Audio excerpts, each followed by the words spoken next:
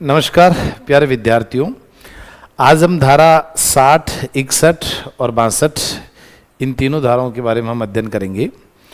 तो आज हम कुछ ऐसी बातें पढ़ेंगे जो पहले की क्लासों में हम पढ़ चुके हैं, उनसे को रिलेटेड होकर चीज़ें वही वापस रहेगी। तो बहुत बारीकी से उन चीज़ों को देखेंगे। पुरानी जो हमारी क्लासें हैं उनमें जो हमने वार्ड समिति पढ़ी थी, उसके अलावा अन्य जो समिति पढ़ी थी, तो वार्ड समिति के क्या कार्य और अन्य समितियां हैं, उन समितियों के जो काम हैं, उसके अलावा जो हमारी नगर पालिका के मुख्य कार्य कौन कौन से थे, जो अन्य कार्य कौन कौन से थे। तो मुख्य कार्यों को ध्यान में रखते हुए कुछ कार्य इन समितियों को दिया जाता है। ये समितियां उन कार्यों को ध्यान में रखते हुए अपना कार्य करती है। तो उन्हीं के साथ रिलेटेड रहकर ये तीनों धाराएं आपको देखनी है। चलिए हम बात करते हैं धारा 60 की। जो वार्ड समिति जो है हम पहले पढ़ चुके हैं। जो धारा 54 जो है वार्ड समिति, जो 55 जो है जो अन्य समितियां। तो वार्ड समिति जो है उसके कुछ सामान्य कार्य। वार्ड समिति हम पहले बात कर चुके हैं कि एक वार्ड से भी एक समिति बनाई जा सकती है, और 2 या 3 या 4, 5 यानी 1 से अधिक वार्ड को भी मिलाकर वहाँ पर एक वार्ड समिति बनाई जा सकती है। उस वार्ड समिति का जो मेंबर है, यानी जो उस वार्ड का जो मेंबर है यानी पार्षद है, वो उसी वार्ड समिति का क्या होगा, अध्यक्ष होगा। वार्ड समिति का अध्यक्ष होगा। अगर एक ही वार्ड से बनी है और 4-5 वार्ड को मिलाकर अगर एक वार्ड समिति बनी है, तो उन 4-5 वार्ड के जो भी पार्षद हैं उस वार्ड समिति के भी सदस्य होंगे, और उनमें से जो अध्यक्ष कौन होगा उसका चुनाव कर लिया जाएगा। तो देखिएगा धारा 60 वार्ड समिति के सामान्य कार्य। अब वार्ड समिति कैसे बनती, क्या बनती है, पिछली कक्षा में हमारा हो चुका। आज उसके कुछ जो जनरल फंक्शंस हैं उनके बारे में हम बात करते हैं। देखिए वार्ड में ठोस अपशिष्ट। देखिए अपशिष्ट का मतलब ही क्या होता है, कचरा। ये तो है जो मूल एक्ट है उसके ये शब्द हैं। तो इसलिए पहली बात तो देखो, एग्जामिनर जो है वो यहाँ पर कचरा शब्द लिखकर आपको नहीं देंगे। वहाँ जो मूल एक्ट का शब्द है आपको वही ध्यान रखना। ये सब चीज़ें आपका सरलीकृत है ताकि ये चीज़ें आसान भाषा में आपको समझ में आए। तो देखिए वार्ड में जो भी ठोस अपशिष्ट यानी जो सॉलिड जो वेस्ट जो है, कचरा है, उसका मैनेजमेंट करने में ये समिति क्या करेगी, मदद करेगी। यानी वार्ड में साफ सफाई के कामों। तो अब वार्ड जो है तो इसमें जो इसके काम है ये कैखे गड़े करके हम पूरा देखेंगे। तो पहला काम यही है कि वार्ड में जो कचरा है उस कचरे को किस प्रकार से ठिकाने लगाना है, उसको कैसे सफाई कराना है। यानी वार्डों के अंदर जो गंदगी हो रखी है, जो सड़कों के किनारे जो कचरा पड़ा है, उसको जो टेम्पो घर के बाहर रोज कचरा लेने आता है वो आया या नहीं आया, नहीं आया तो क्या कारण था, और लगातार लोग परेशान हो रहे हैं। एक जगह कचरे का ढेर इकट्ठा हो रहा, और कचरे का जब ढेर इकट्ठा हो रहा तो वहाँ पर प्रॉब्लम क्रिएट हो रही है। तो वार्ड समिति का पहला काम तो ये हो गया कि प्रतिदिन, ये देखिए हमने एक वाहन दिखाया, प्रतिदिन आपके वहाँ गाड़ी आनी चाहिए और कचरा उठाकर लेकर जाना चाहिए। दूसरा, वार्ड में साफ सफाई के कामों का पर्यवेक्षण, यानी इसका मतलब देख रेख करना, सुपरविजन करना और उसमें सहायता करना। ऐसा नहीं है कि 4 वार्ड को मिलाकर एक वार्ड समिति बन गई, तो वहाँ पर उस वार्ड समिति का काम यह है कि जहाँ जहाँ तक उस वार्ड समिति का दायरा है वहाँ तक उन वार्डों में घूमना जाना। कि ऑटो वाला आ रहा है, आ तो रहा है लेकिन वो गाड़ी रोक ही नहीं रहा है, सीधा ही निकल गया, ताकि हर घर हर गली के अंदर वो 2-2, 3-3 मिनट वहाँ पर रुके ताकि लोग घरों से बाहर निकल कर कचरा लेकर आए।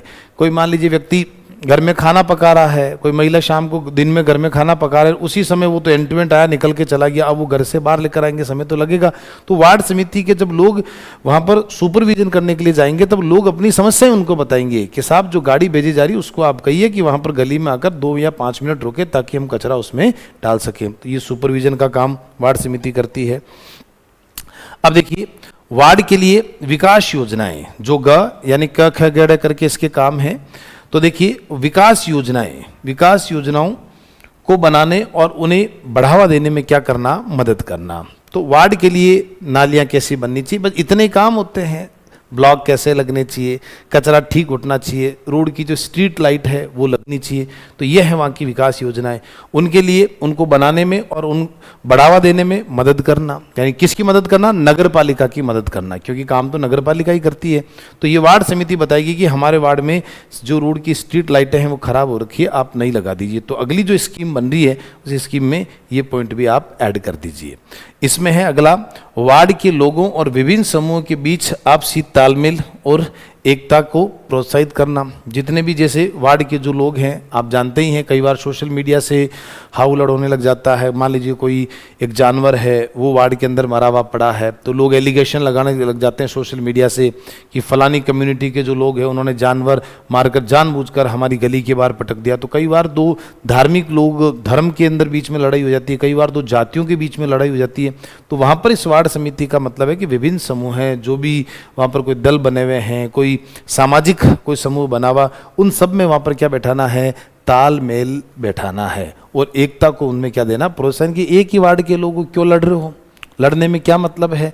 जो जानवर मरा है उसके लिए प्रॉपर जो नगर पालिका के कर्मचारी है उनको कहकर उस जानवर को उठवाना, और जिसने जानबूझकर ऐसा कृत्य किया है उनको लाकर समझाना कि आप इस प्रकार से यहाँ पर हरकत ना करें, जिससे एक माहौल शांतिपूर्ण बना रहे। ये वार्ड समिति का काम है।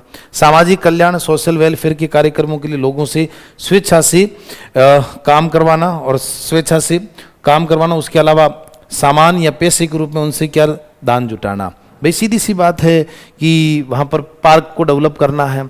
अब नगर पालिका के पास इतना फंड नहीं है, तो उस वार्ड के अंदर एक पार्क की जगह तो छोड़ी हुई है, लेकिन पार्क को बड़े लेवल पर डेवलप करने के लिए मान लीजिए वहाँ पर बच्चों के खेलने के लिए झूले लगवाने हैं, बूढ़े बुजुर्ग आते हैं उनके लिए गार्डन लगवाना है, एक ट्रैक लगवाना जिससे लोग वहाँ पर मॉर्निंग और इवनिंग वॉक कर सकते हैं।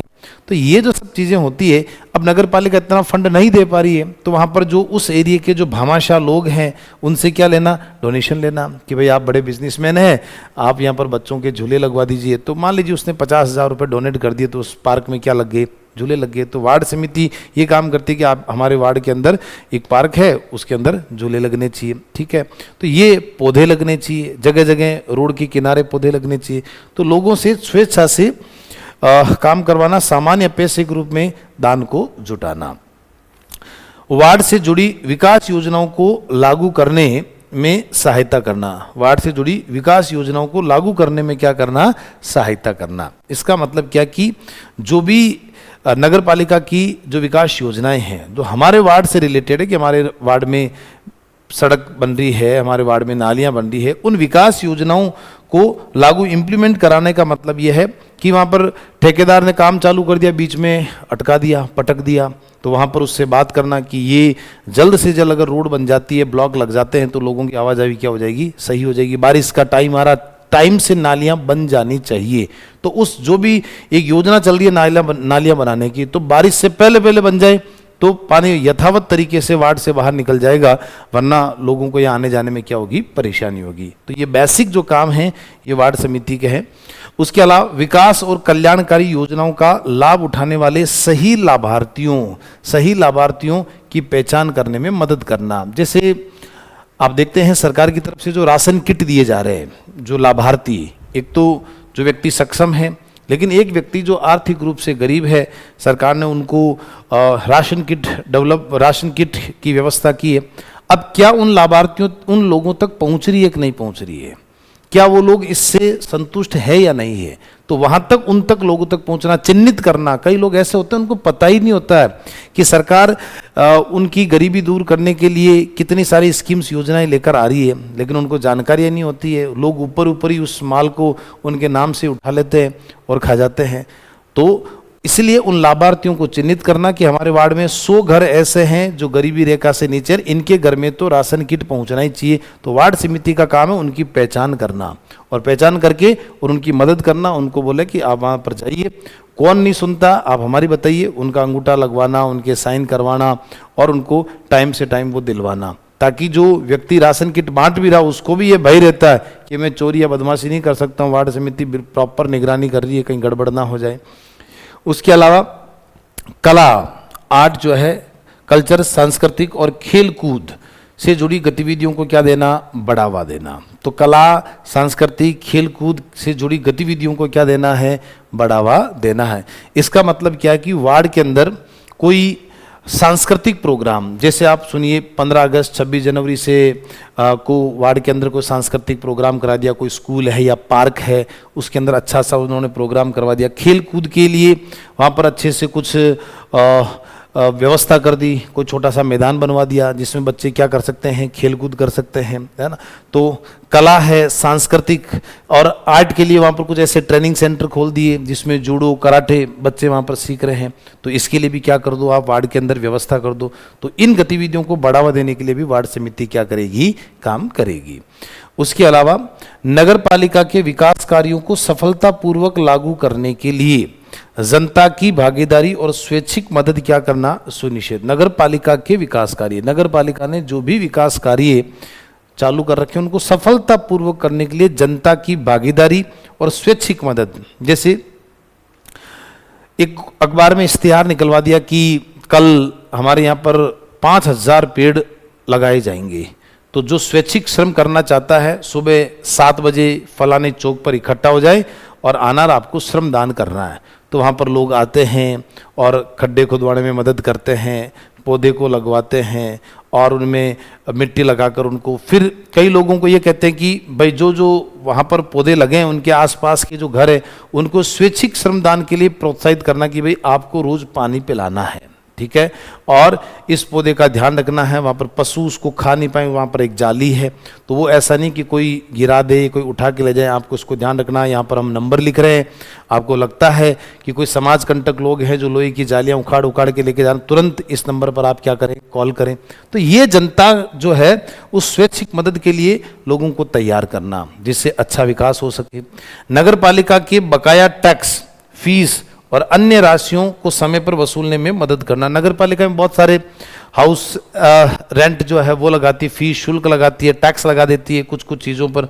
अब जैसे नगर पालिका ने प्रत्येक घर से 20-20 रुपये शुल्क लगा दिया कि नगर पालिका में के दायरे में जो जो घर है 20 रुपये उनको शुल्क देना पड़ेगा। अब उसके लिए उसको वसूलने में मदद करना, तो वहाँ जो वार्ड समिति के जो लोग हैं वो खुद वहाँ पर जाकर घर घर अपने अपने वार्ड के अंदर क्या कर रहे हैं, उसको वसूलने में मदद कर रहे हैं और 20-20 रुपए की रसीदें काट रहे हैं, जिससे नगर पालिका को ज़्यादा कर्मचारी लगाने की आवश्यकता नहीं पड़े। तो नगर पालिका का जो रूटीन वर्क है, टैक्स, फीस जो है, अन्य उन राशियाँ, उनको वसूलने में वो क्या करते हैं, मदद करते हैं। एज ए कर्मचारी वहाँ जाकर उनके साथ क्या करते हैं, काम करते हैं, ठीक है।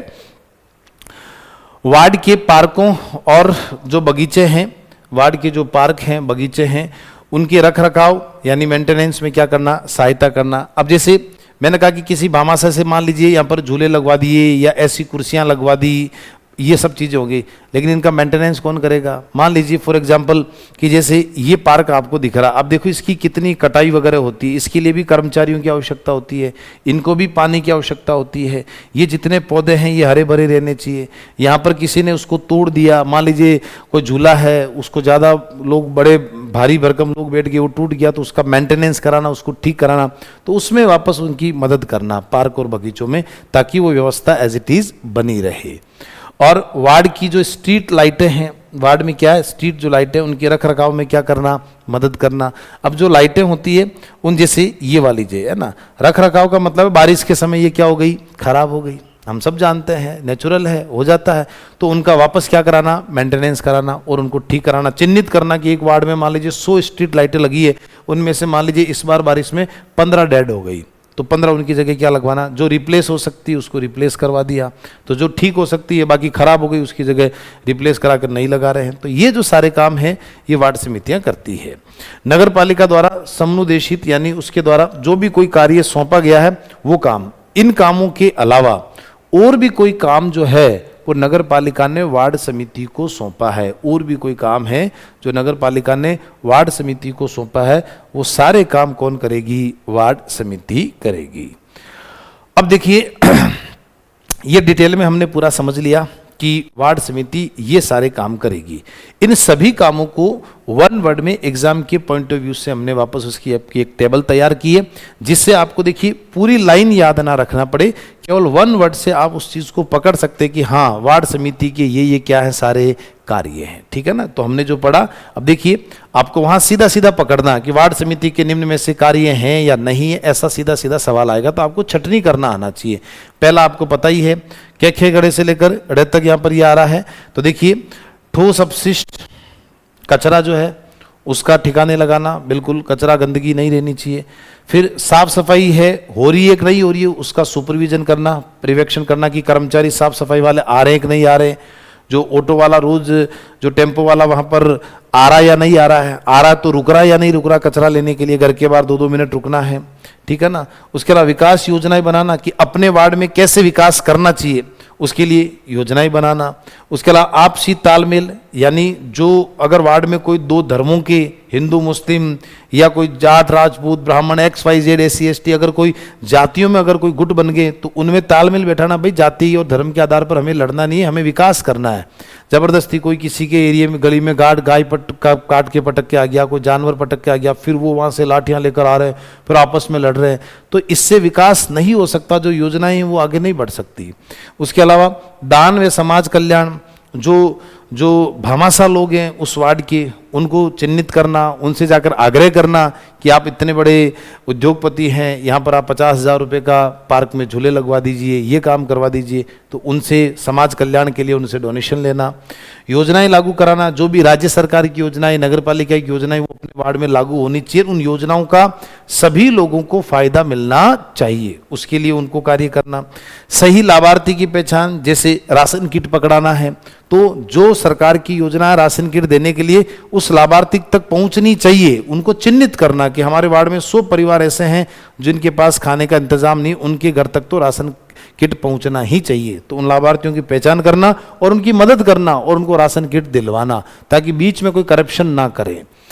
कला संस्कृति खेल, वार्ड में संस्कृति को बढ़ावा देना, प्रोग्राम कराना 15 अगस्त 26 जनवरी, कला के लिए, खेल जगत को आगे बढ़ाने के लिए वहाँ पर कुछ ना कुछ ऐसे मैदान वगैरह डेवलप करना और बच्चों को आगे बढ़ाने का के लिए कार्य करना चाहिए।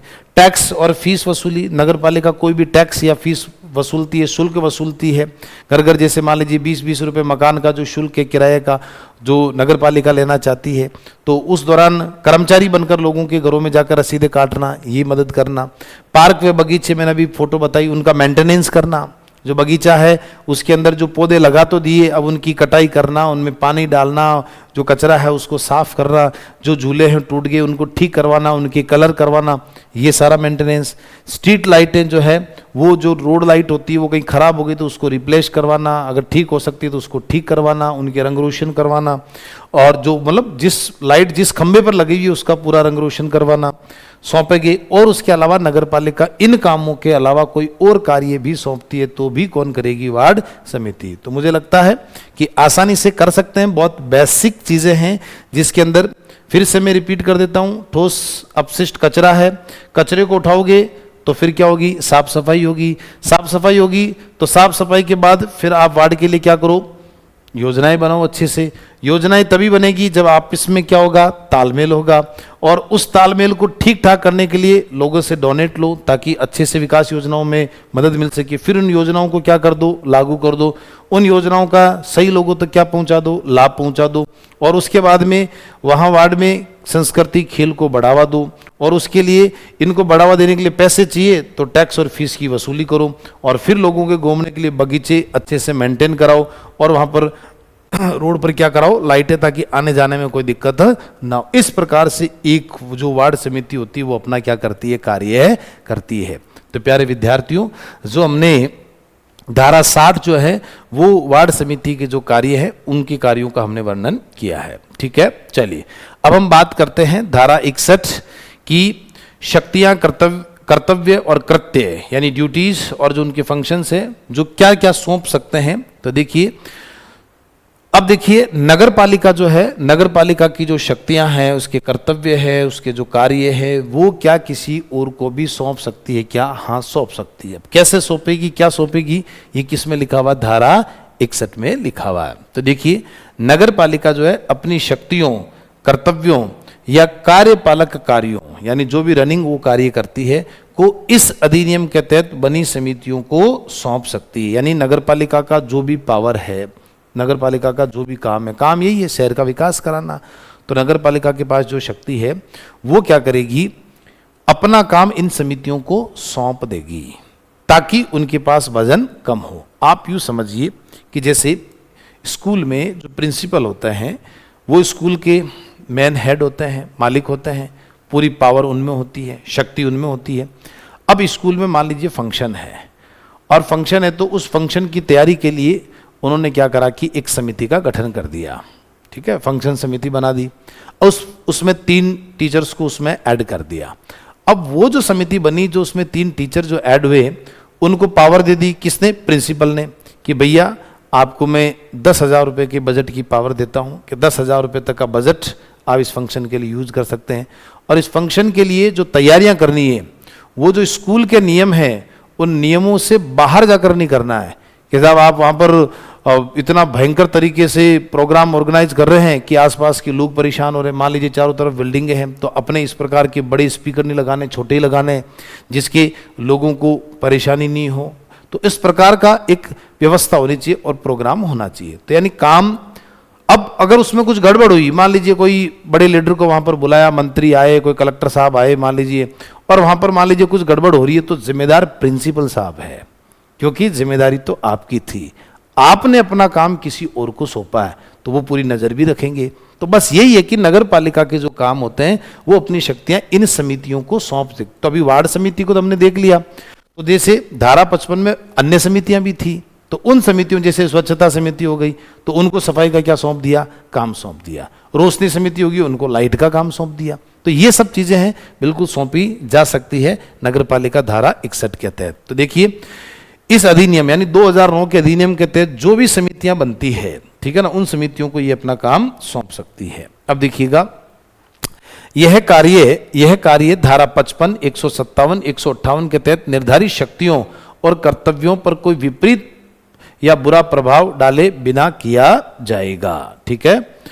अब देखिए 157 जो है ये महानगर योजना समिति, और 158 जो है यह है जिला योजना समिति, ठीक है। अब ये सब चीजें हमने 74वां जब संविधान संशोधन पढ़ा, जब हमारे एक्ट को जब हमने प्रारंभ किया, तो एक मैंने 74वां संविधान संशोधन इसीलिए वहां पर पढ़ाया था कि वो चीजें अब आपके यहाँ काम आएगी। तो 74वें जो संविधान संशोधन, उसमें हमने पूरी महानगर योजना को पढ़ा, पूरी जिला योजना को जब हमने समिति को जब हमने पढ़ा, तो ये जो समितियां जो है इनके कामों पर कोई प्रभाव नहीं पड़ेगा। तो आप जो भी नगर पालिका इन अन्य समितियों को जो भी अपना कार्य सौंपेगी, भी 55 में अन्य समितियां हो गई, 54 में जो वार्ड समितियां हो गई, तो जो भी काम सौंपेगी इन धाराओं के तहत जो समितियां बनी हुई है इनके ऊपर कोई विपरीत प्रभाव नहीं पड़ेगा। ये यहां पर एक शर्त रखी गई है। अब देखिए, क्योंकि ये अपना काम करती रहेगी, इनके कामों में कोई नेगेटिव इफेक्ट नहीं आएगा। ये शक्तियां सौंपने का कार्य कुछ निश्चित निर्बंधनों और प्रतिबंधों, परिसीमाओं और शर्तों के अधीन रहते हुए किया जाएगा। जैसे मैंने अभी स्कूल का आपको उदाहरण दिया प्रिंसिपल साहब का, कि उन्होंने एक फंक्शन के लिए एक समिति बनाई स्कूल में, और उस समिति को यह बोल दिया कि आपको निश्चित दायरे में रहकर ही काम करना, यानी वहां पर प्रतिबंध लगे हुए हैं, निर्बंधन लगे हुए हैं कि आप मनमर्जी से काम नहीं करने की, जो आपको नियम वहां पर बताएंगे उन नियमों के तहत ही आपको काम करना, अपनी मर्जी से आपको काम नहीं करना। तो ठीक ऐसे ही नगर पालिका जो अपने काम समितियों को सौंपती है, तो उन पर भी कुछ प्रतिबंध लगे कि नगर पालिका के दायरे जो नियम बने हुए हैं, बजट के जो नियम बने हुए हैं, उससे बाहर जाकर आपको कार्य नहीं करना है। तो ये परिसीमाएं जो होगी उसमें लिमिटेशन होगा, उन शर्तों के अधीन रहते हुए ही क्या किया जाएगा, काम किया जाएगा। नेक्स्ट देखिए इसकी उपधारा 2 जो है, यदि अध्यक्ष, अब ध्यान से सुनना, वो तो हमने कार्य देखा, यदि अध्यक्ष किसका, नगर पालिका का चेयरपर्सन है, अध्यक्ष का पद खाली हो जाए और कार्यभार संभालने के लिए कोई उपाध्यक्ष भी मौजूद न हो। पहले मैं पढ़ा चुका हूं कि अध्यक्ष की कुर्सी अचानक मान लीजिए रिक्त हो जाए, यानी मृत्यु हो गई, पद त्याग कर दिया या उनको हटा दिया, ठीक है, 3 कारणों से पद रिक्त हो सकता है। अगर उनका पद रिक्त हो गया, तो उस कंडीशन में क्या कि अध्यक्ष का काम संभालने के लिए कौन होता, उपाध्यक्ष। यहां क्या शर्त लिखी है कि बाय द वे उपाध्यक्ष ही नहीं है, बाय द वे उपाध्यक्ष ही नहीं है, तो क्या होगा, नए अध्यक्ष का चुनाव होने तक नगर पालिका एक उचित तरीके से बैठक बुलाकर अध्यक्ष की शक्तियां, नए अध्यक्ष का चुनाव होने तक नगर पालिका एक उचित तरीके से बैठक बुलाकर अध्यक्ष की शक्तियां, कर्तव्य और कार्यपालक कार्य किसी भी ऐसे सदस्य को सौंप देगी जिसे वे क्या समझे, ठीक समझे। तो ये काम जो है वो कौन देगी, नगर पालिका। जैसे ये अध्यक्ष की कुर्सी है, अब अध्यक्ष की कुर्सी खाली हो गई और उपाध्यक्ष नहीं है, तो वो जिम्मेदारी कौन संभालेगा, तो नगर पालिका एक बैठक बुलाएगी। नगर पालिका के जो पार्षद है वो आपस में से तय करेंगे कि जब तक नए अध्यक्ष का चुनाव नहीं होता तब तक ए नाम का कोई व्यक्ति है वो इस कुर्सी पर बैठेगा। पार्षद में से मान लीजिए 50 पार्षद हैं, उनमें से ए नाम के व्यक्ति को डिसाइड कर दिया कि भैया आपके पास इस नगर पालिका के चेयरमैन की पूरी आपके पास पावर है, शक्ति है और आप इन कर्तव्यों को कर सकते हैं। क्लियर है। तो इसकी उपधारा 1-2 यही कहती है कि अध्यक्ष की कुर्सी पर व्यक्ति बैठा अगर किसी कारण से खाली हो गई तो वहां पर उपाध्यक्ष नहीं है, तो नगर पालिका आपस में से किसी सदस्य को उसकी शक्तियां और उसकी पावर जो कर्तव्य है वो किसी अन्य सदस्यों में से किसी को दे सकती है। अब शर्त क्या है, यदि खाली हुआ अध्यक्ष का पद अनुसूचित जाति, एससी, एसटी, पिछड़े वर्ग, ओबीसी, महिलाओं के लिए आरक्षित हो तो ये शक्तियां संबंधित वर्ग के सदस्य या महिला सदस्यों को ही सौंपी जाएगी। आप यूं समझिए कि मान लीजिए कि यहाँ पर कोई एक जो चेयरमैन जो है, चेयरपर्सन जो है वो कौन थी, महिला थी, ठीक है, महिला थी। अब जो वहाँ पर जो वाइस चेयरमैन जो है वो क्या है, मेल है। मान लीजिए उपाध्यक्ष की कुर्सी खाली भी नहीं है और मान लीजिए जो नगर पालिका का जो उपाध्यक्ष है वो कौन है, मेल है, और यहाँ पर एक चेयरमैन कौन है, महिला है। अब ये कुर्सी अचानक रिक्त हो गई तो यहाँ पर अध्यक्ष कौन बनेगी, महिला ही बनेगी। तो अब जब वाइस चेयरमैन उपाध्यक्ष कौन है, पुरुष है, तो अब इनमें से किसमें से बनेगी, जो मेंबर्स हैं सदस्य उनमें से भी केवल कौन बन सकती है, महिला बन सकती है, ठीक है ना, कौन बन सकती है, महिला। एक बात तो ये। दूसरी बात कि मान लीजिए चेयरमैन जो है वो एससी का है और यहाँ पर जो है ये जो उपाध्यक्ष है मान लीजिए जनरल का व्यक्ति है, ठीक है ना, तो उस कंडीशन में जो मेंबर है वो एससी का व्यक्ति ही यहाँ पर क्या बन सकता है, चेयरमैन। तो जिस कैटेगरी का व्यक्ति था उसकी कैटेगरी के दौरान मतलब जिस उसी कैटेगरी का ही व्यक्ति वापस अध्यक्ष की जिम्मेदारी संभाल सकता है अगर अध्यक्ष की कुर्सी रिक्त हो जाती है तो यहाँ पर यही बात लिखी है, यदि खाली हुआ अध्यक्ष का पद अनुसूचित जाति यानी एससी, जनजाति यानी एसटी, पिछड़े वर्ग यानी ओबीसी या महिलाओं के लिए आरक्षित रिजर्व है तो ये शक्तियां उसी संबंधित वर्ग के सदस्य या महिला सदस्यों को ही सौंपी जाएगी, ठीक है। यदि उस आरक्षित वर्ग का कोई सदस्य या महिला उपलब्ध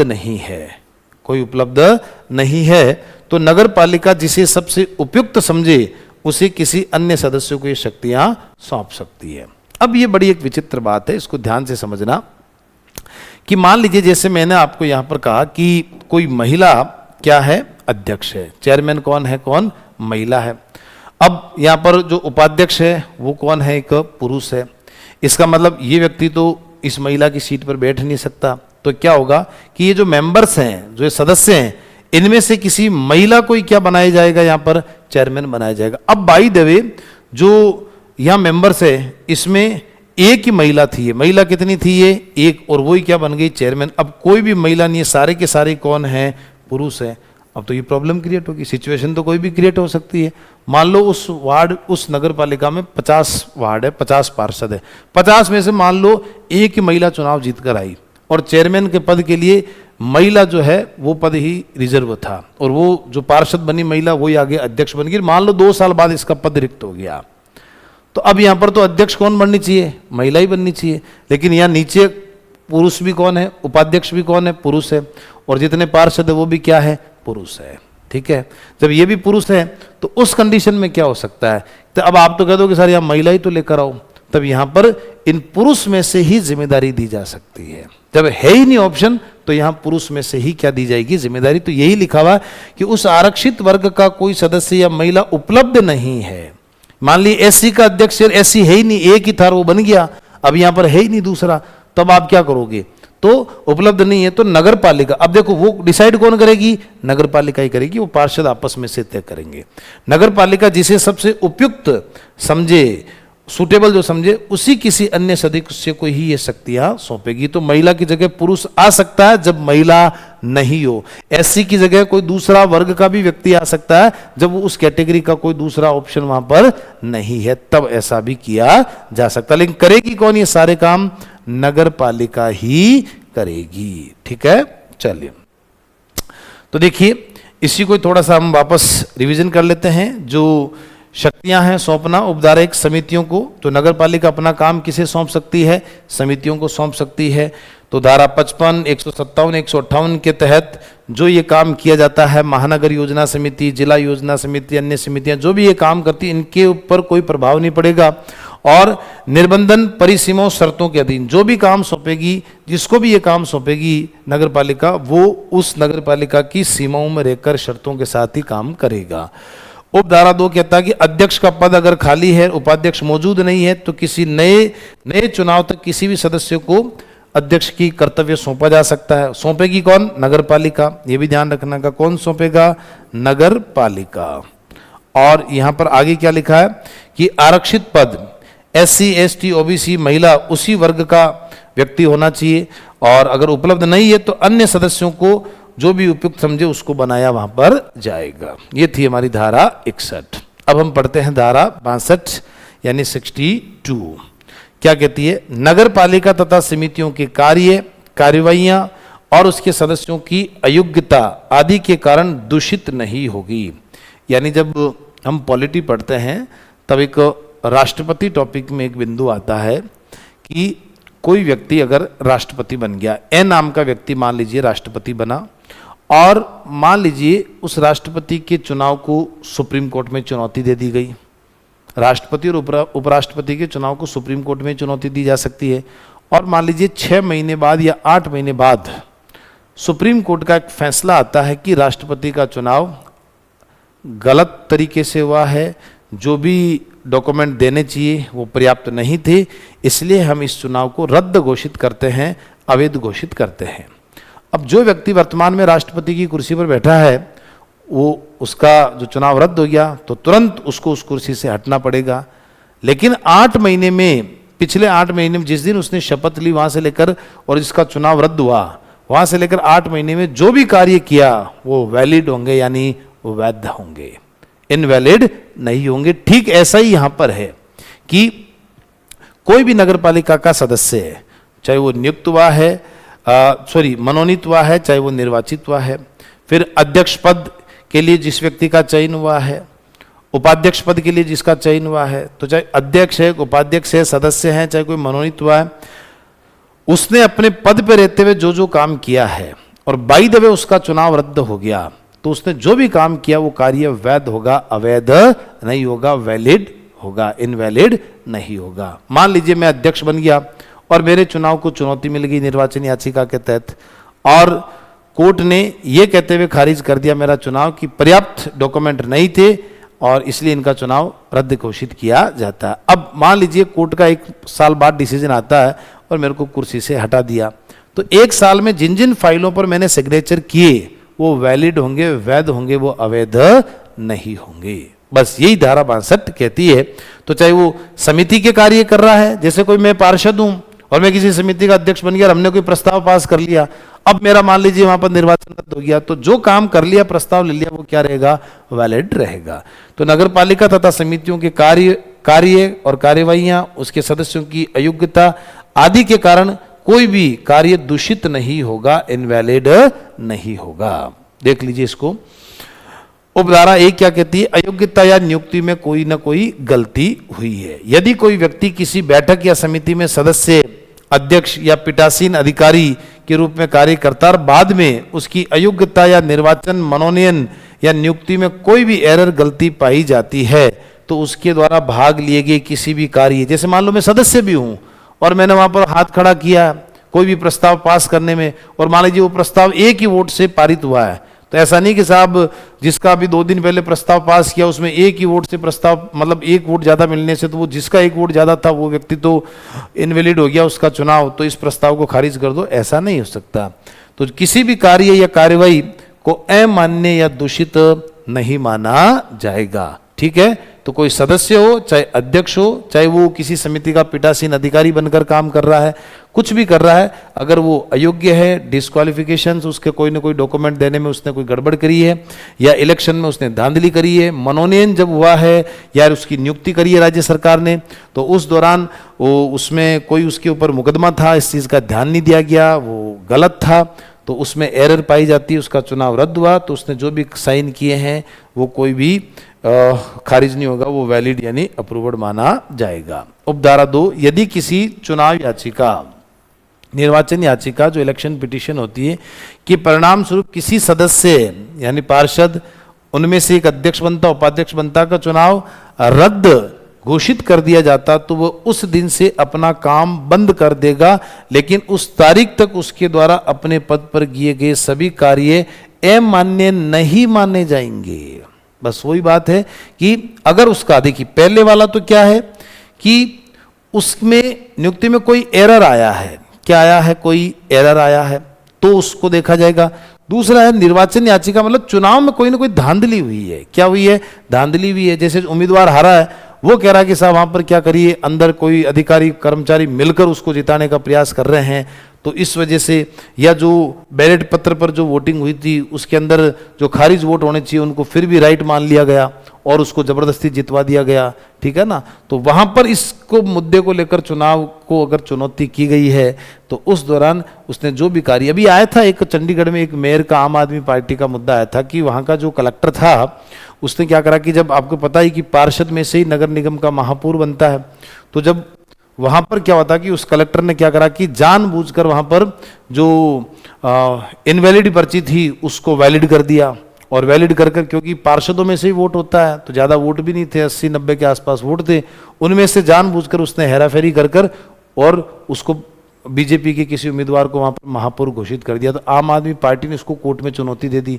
और उसकी जो कलेक्टर हेराफेरी कर रहा था ना, वो वीडियो रिकॉर्डिंग आ गई, वीडियो रिकॉर्डिंग आ गई, तो कोर्ट का फैसला आया और उसके बीजेपी के महापौर को हटा दिया कि भाई आप गलत तरीके से जीत के, अधिकारी को सजा मिलेगी वो सेकेंडरी मैटर है, लेकिन जिसको जिता दिया, अब उसने 2 महीने में जो काम कर दिया तो वो सारे काम क्या होंगे, वैलिड होंगे, इनवैलिड नहीं होंगे। फिर आम आदमी पार्टी का ही वहां पर महापौर बना, तो 2 महीने के लिए तो वहां बीजेपी ने अपना महापौर बना लिया, अब 2 महीने में जो जो फाइलों पर साइन किए वो सारे वैलिड होंगे, इनवैलिड नहीं होंगे। ये ज्यादा घटना नहीं, 1.5 साल पहले की ये घटना है, तो उसी देखो वो चीज यहां पर बिल्कुल मैच करती है इसकी उपधारा 2। उपधारा 3 क्या कहती है, यदि किसी सदस्य को नोटिस भेजने में हुई किसी भी अनियमितता के कारण या नगरपालिका या समिति का कोई भी प्रस्ताव अमान्य नहीं माना जाएगा, बशर्ते कि उस अनियमितता का कार्यवाही पर कोई प्रतिकूल प्रभाव न पड़ा हो।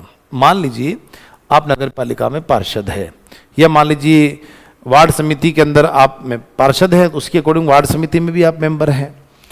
अब क्या हुआ कि बैठक हो रही है नगरपालिका की, और उस बैठक में सभी पार्षदों को नोटिस भेजा जाता है कि इतनी तारीख को मीटिंग बुलाई जा रही है।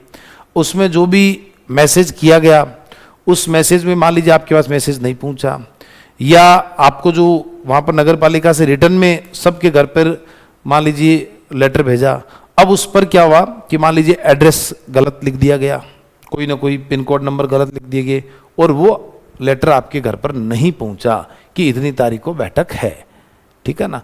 या मान लीजिए कोई लापरवाही हो गई, बीच में किसी व्यक्ति ने लापरवाही कर दी पहुंचाने वाले ने, तो अब आप बैठक में नहीं पहुंचे और आपको 2 दिन बाद पता चलता कि नगरपालिका की बैठक हो गई और वहां पर 49 लोग ही थे और मैं वहां पर नहीं था।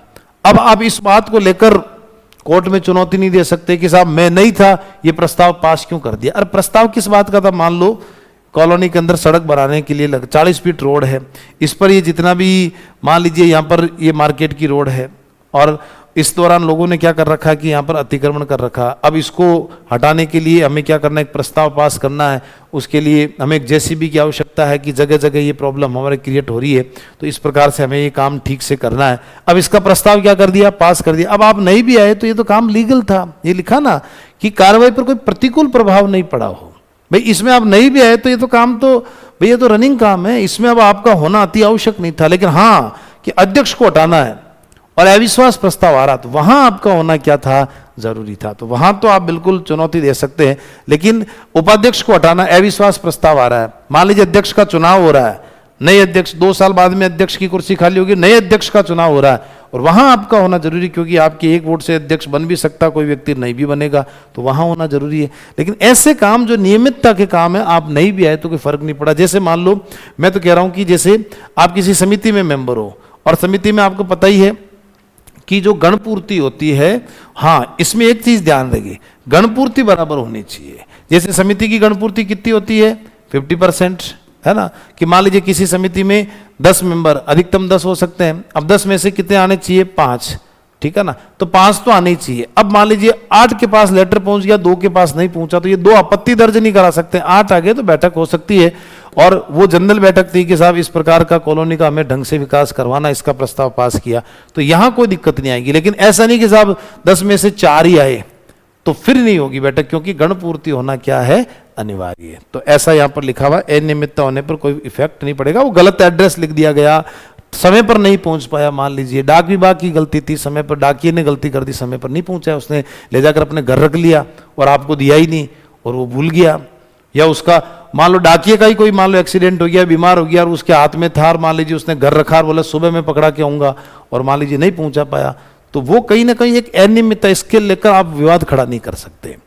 आगे है उपधारा 4 की जब तक इसके विपरीत साबित न हो जाए कि प्रत्येक बैठक जिसके कार्यव्रत नियमानुसार तैयार और हस्ताक्षरित किए गए हैं उसे विधिवत बुलाई या आयोजित मानी जाएगी, उस बैठक के सभी सदस्य योग्य माने जाएंगे और समिति को विधिवत गठित तथा कार्य करने की शक्ति रखने वाली माना जाएगा। यानी जब तक कि जो ही काम बैठक में जो विवाद खड़ा कर रहे कि मुझे नहीं बुलाया, उसके विपरीत कोई साबित ना हो जाए, कि कोई गलत बात साबित ना हो जाए कि भाई डाकिये की गलती थी, अब उस बात को लेकर आप इश्यू नहीं कर सकते कोई भी मेंबर। प्रत्येक बैठक जिसके कार्य व्रत नियमानुसार तैयार हो, उसने जो भी कार्य जो भी एजेंडा डिजाइन किया वो नियमानुसार बना दिया है, तो क्या दिक्कत आ रही है। जैसे ये रोड है ना, अब नियमानुसार हमने कहा कि साहब यहाँ पर ये अतिक्रमण हटना चाहिए, तो नियमानुसार एजेंडा तैयार किया, सबने हस्ताक्षर किए हैं। अब आपके अकेले का हस्ताक्षर नहीं है तो उसको विरोध थोड़ी कह सकते हो। उसे विधिवत बुलाया, बैठक को विधिवत बुलाया है, नोटिस जारी किया, अब एक आपके पास नहीं पहुंचा, और बैठक आयोजित मानी ही जाएगी, आप उसको इनवैलिड नहीं कह सकते। और उस बैठक के सभी सदस्य जो भी आए, जैसे मैं तो कह रहा हूं 50 थे, 2 के पास लेटर नहीं आए तो 48 आए, तो वो योग्य ही माने जाएंगे और समिति विधिवत गठित मानी जाएगी और उसके कार्य करने की शक्ति को भी सही माना जाएगा। बस यही उपधारा 4 में लिखा हुआ है।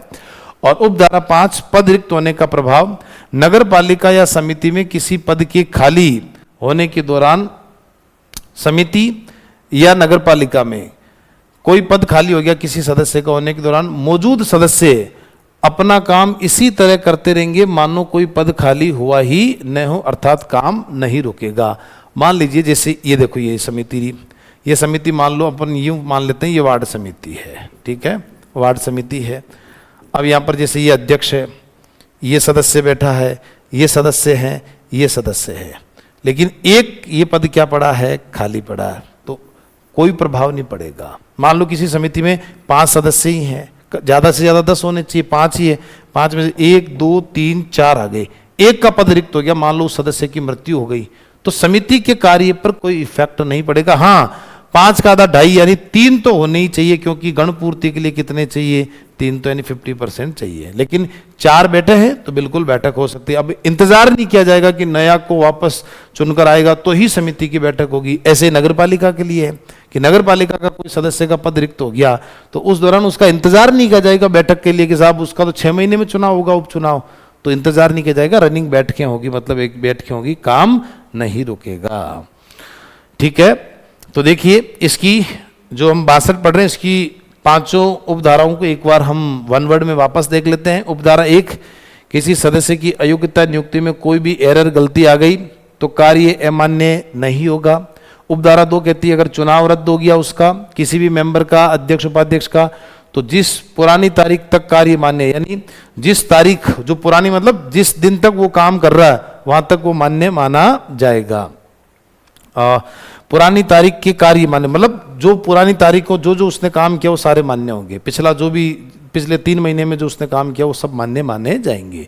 उपधारा 3 नोटिस भेजने में अनियमितता, किसी मेंबर के पास नोटिस नहीं पहुंचा, बैठक 10 तारीख को थी, उसके पास नोटिस ही 12 तारीख को पहुंचा, तो वो विवाद खड़ा नहीं कर सकता। उसके गैर मौजूदगी में कोई भी प्रस्ताव ले लिया वो अमान्य नहीं होगा, ठीक है ना। पर शर्त कौन सी लागू होगी, अगर वो अविश्वास प्रस्ताव का तो वहां पर उसका इंतजार किया जाएगा, ठीक है ना। उपधारा 4 अगर कुछ कार्य के लिए साइन हो चुके हैं तो बैठक और समिति विधिवत मानी जाएगी, है ना। जो गणपूर्ति कंप्लीट हो चुकी है और किसी कार्य योजना पर साइन हो गए तो वो बैठक भी राइट मानी जाएगी और समिति भी राइट मानी जाएगी। उसमें ये नहीं कह सकते कि साहब 10 में से हम तो 4 नहीं आए तो बैठक मान्य नहीं होगी, ऐसा नहीं हो सकता। बस गणपूर्ति होनी चाहिए, हस्ताक्षर हो गए तो बिल्कुल मान्य माना जाएगा। और किसी सदस्य का बाई द वे उपधारा 5 कहती पद खाली है तो कार्य निरंतर चलता रहेगा, उससे कोई काम रुकेगा नहीं, ऐसा धारा 62 कहती है, ठीक है। चलिए आज के कुछ अभ्यास प्रश्न आपके सामने स्क्रीन पर ये रहे, सभी लोग इसका उत्तर दें। पहले मैं आराम से आप इनको पढ़िएगा। धारा 60 के संदर्भ में, धारा 60 के संदर्भ में निम्नलिखित कथनों पर आपको विचार करना है। तो आज हमने 60, 61, 62 पढ़ा। तो वार्ड समिति स्वयं विकास योजनाओं को स्वीकृत करती है। वार्ड समिति स्वयं विकास योजनाओं को कैसे करेगी? स्वीकृत करने का काम तो कौन करती है? नगर पालिका करती है। वार्ड समिति तो योजनाएं बनाकर भिजवाती है कि हमारे योजनाओं की प्लानिंग करती है कि हमारे वार्ड में ऐसी ऐसी योजनाएं चलनी चाहिए। स्वीकृत करने का काम कौन करती है? नगर पालिका करती है। ऐसे तो फिर वार्ड समिति खुद ही योजना बना के खुद ही स्वीकृत कर देगी तो फिर कैसे काम चलेगा? फिर वो तो कह देंगे हमारे वार्ड के अंदर हम तो 2 करोड़ रुपए के पार्क वगैरह बनवाएंगे, तो वो तो कुछ भी कह देंगे, तो उनके थोड़ी, वो तो स्वीकृत तो नगर पालिका करेगी। चारण जी कह रहे हैं बी, देखते हैं। वार्ड समिति विकास योजनाओं के निर्माण और प्रोत्साहन में सहायता करती है, बिल्कुल, यहाँ पर तो उसका काम है। अंजू जी का भी बी आ गया आंसर। वार्ड समिति विकास योजनाओं के क्रियान्वयन में सहायता करती, बिल्कुल हाँ। अब देखो विकास योजनाओं की क्रियान्वयन में सहायता करती, स्वीकृत नहीं कर सकती, बस यहाँ पर ये पॉइंट गलत है। हाँ, जो नगर पालिका ने योजना बना दी उसमें क्रियान्वयन में ये क्या करती है? मदद करती है, उसको लागू करने में इसका बड़ा योगदान रहता है। वार्ड समिति लाभार्थियों तक, जो गरीब लोग हैं उनके राशन किट पहुंचाना, उनकी पहचान करने में सहायता करती है, बिल्कुल। तो 2, 3, 4 इसका आंसर क्या हो गया? बी, ठीक है। प्रियंका जी, जीएस जो भी हैं उनका सबका आंसर सही है, बी, गुड। अगला देखिए, धारा जो 60 का मूल उद्देश्य निम्नलिखित में से किसके सर्वाधिक व्यक्त होता है? तो इसका मूल उद्देश्य बताना है, ऑब्जेक्टिव, ओरिजिनल ऑब्जेक्टिव बताना है धारा 60 का।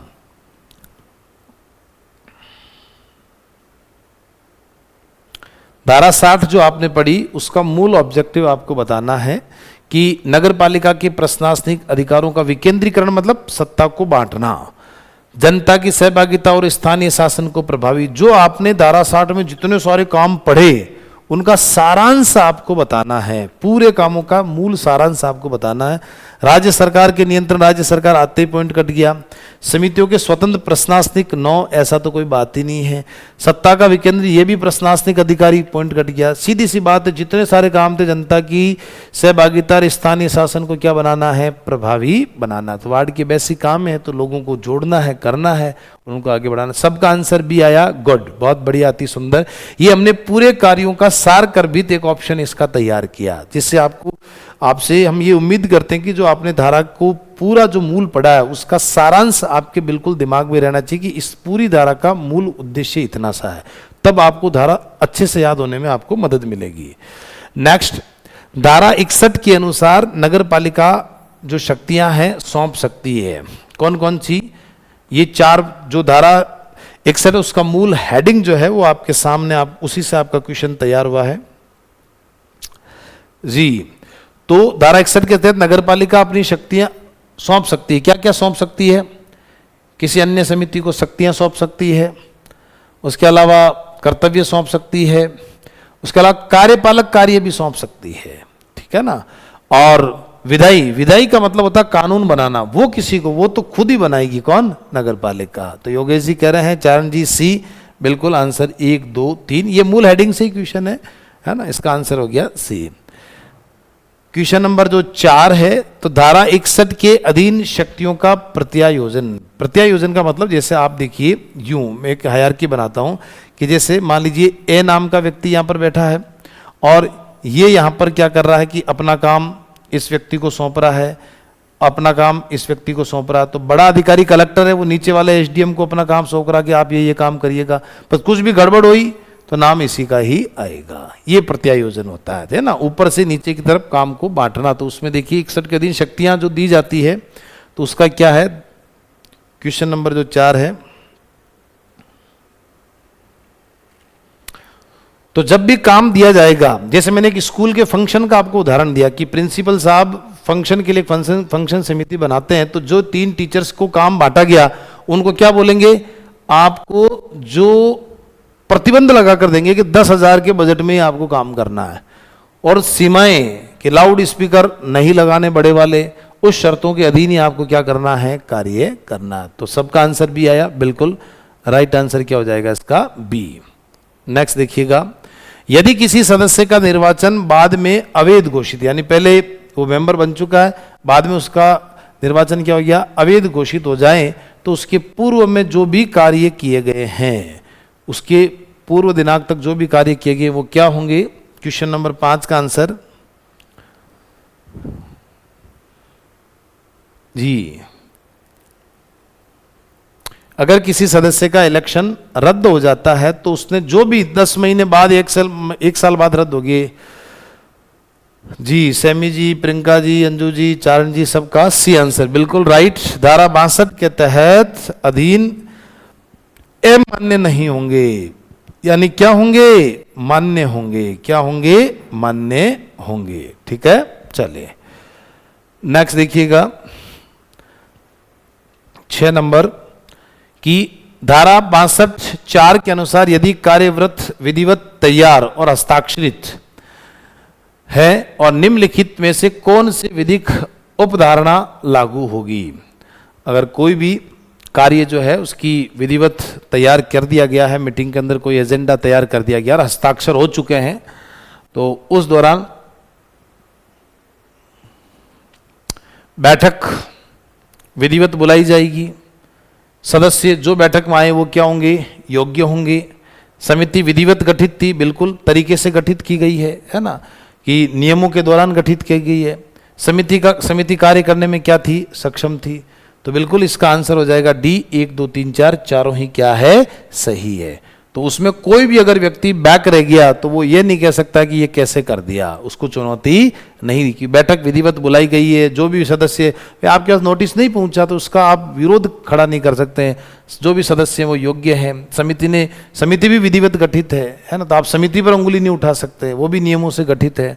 और समिति जो अपना कार्य करने में सक्षम थी, अगर गणपूर्ति हो गई है तो, अब आप नहीं आए तो कोई बात नहीं है ना, पर गणपूर्ति नहीं होने पर यह दिक्कत होती है। तो ये भी इसका आंसर क्या है, सही है। चलिए प्यारे विद्यार्थियों, आज की कक्षा में हमने धारा 60, 61 और 62 इन तीनों धाराओं का डिटेल में हमने एक एक क्लू पर हमने अध्ययन किया। चलिए शुभ रात्रि, बहुत बहुत धन्यवाद, नमस्कार, थैंक यू।